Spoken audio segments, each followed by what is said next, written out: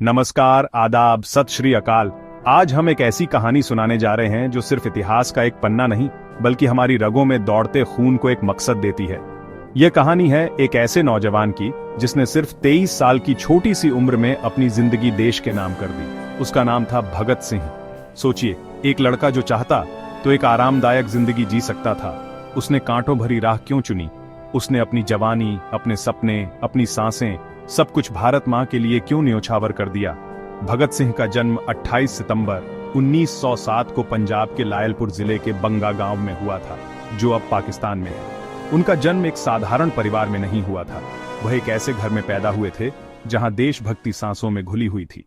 एक बहुत ही मशहूर किस्सा है जो उनके दृढ़ संकल्प को दिखाता है। एक दिन वह सिर्फ 4 या 5 साल के थे और अपने पिता के साथ खेत में गए। उन्होंने देखा कि उनके पिता जमीन में गेहूं के बीज बो रहे हैं। नन्हे भगत ने बड़ी मासूमियत से पूछा, पिताजी, आप जमीन में क्या कर रहे हैं? उन्होंने जमीन में छोटे छोटे तिनके गाड़ना शुरू कर दिया।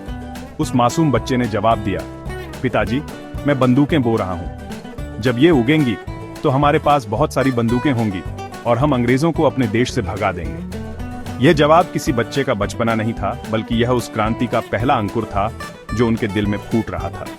यह संकल्प उनके साथ बड़ा होता गया और एक दिन पूरे देश की प्रेरणा बन गया। 13 साल की छोटी सी उम्र में जब उन्होंने जलियांवाला बाग हत्याकांड के बारे में सुना तो उनका खून खौल उठा। वह अपने स्कूल से 12 मील पैदल चलकर जलियांवाला बाग पहुंचे। उन्होंने उस खून से सनी मिट्टी को एक शीशी में भरा और अपने घर ले आए। वह रोज उस शीशी को देखते और संकल्प लेते कि वह इस अपमान का, इस जुल्म का बदला जरूर लेंगे। इसके बाद भगत सिंह ने महात्मा गांधी के असहयोग आंदोलन में भी बढ़ चढ़कर हिस्सा लिया।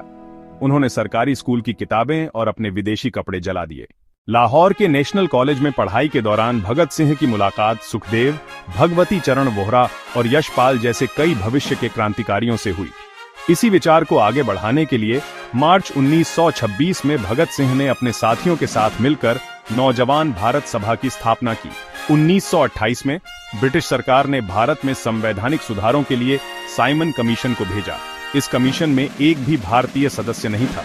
30 अक्टूबर 1928 को जब कमीशन लाहौर पहुंचा तो लाला लाजपत राय के नेतृत्व में एक विशाल शांतिपूर्ण विरोध प्रदर्शन आयोजित किया गया।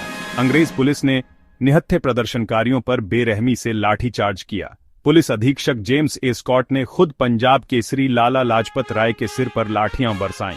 इस हमले में लालाजी बुरी तरह घायल हो गए और कुछ दिनों बाद 17 नवंबर 1928 को उनका निधन हो गया। पंजाब केसरी लाला लाजपत राय की शहादत ने पूरे देश को झकझोर कर रख दिया। हिंदुस्तान सोशलिस्ट रिपब्लिकन एसोसिएशन की एक गुप्त बैठक हुई।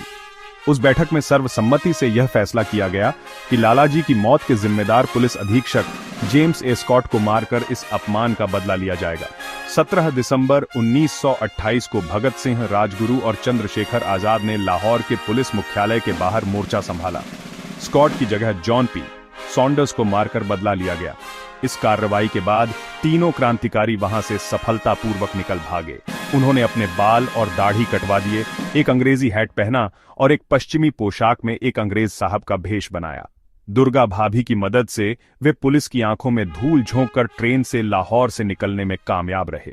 लाहौर से सफलतापूर्वक निकलने के बाद HSRA ने दिल्ली में सेंट्रल असेंबली में बम फेंकने की योजना बनाई।